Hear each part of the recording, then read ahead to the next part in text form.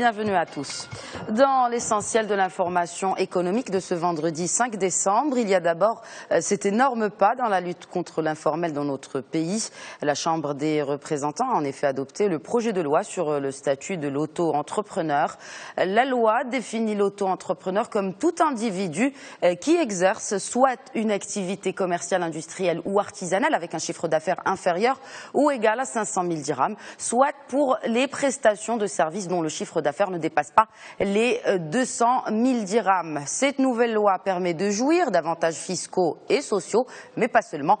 L'auto-entrepreneur pourra domicilier son activité à son adresse personnelle sans pour autant négliger les procédures administratives concernant son activité.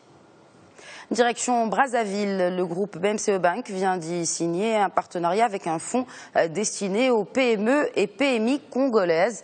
Le PADE, ou le projet d'appui à la diversification de l'économie, accorde des subventions aux entreprises opérant dans des secteurs hors pétrole.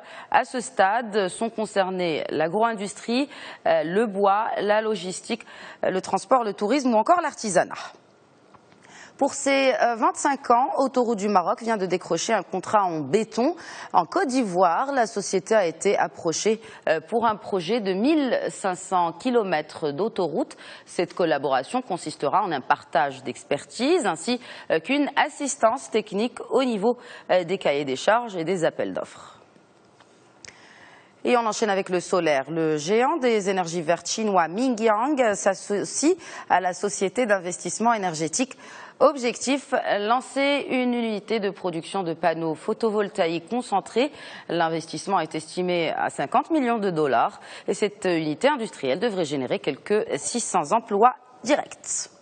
Dans le solaire toujours, la Banque africaine de développement vient de débloquer le deuxième financement au profit du projet du parc solaire de Ouarzazate, 242 millions de dollars à la clé, dont 123 millions de fonds propres de la banque. Le reste est via le Fonds pour les technologies propres. Ce financement est destiné à financer les deux nouvelles centrales, à savoir Nour 2 et 3, projet qui, je vous le rappelle, s'inscrit dans le cadre du programme solaire Nour, dont l'objectif est de couvrir 42% de nos besoins énergétiques d'ici à 2020.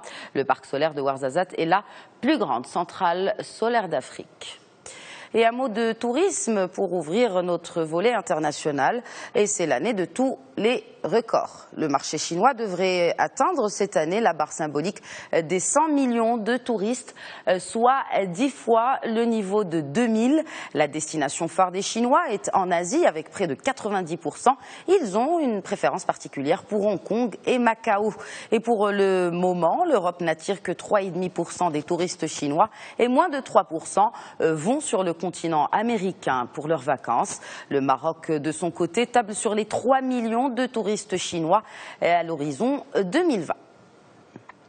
Direction la France, les chiffres du chômage pour le troisième trimestre sont tombés et ils sont mauvais. Selon le Bureau international du travail, le chômage a progressé de 0,2 points.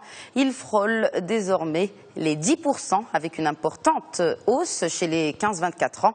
Le taux de chômage des jeunes Français atteint 23,7%. Pour terminer, et d'après un magazine d'économie français, le CAC 40 est de moins en moins français. Et pour cause, le capital des 40 entreprises cotées à la Bourse de Paris est majoritairement détenu par des actionnaires étrangers, des retraités américains, britanniques ou norvégiens en l'occurrence. Exemple du géant US BlackRock qui détient 3 500 milliards d'euros d'actifs.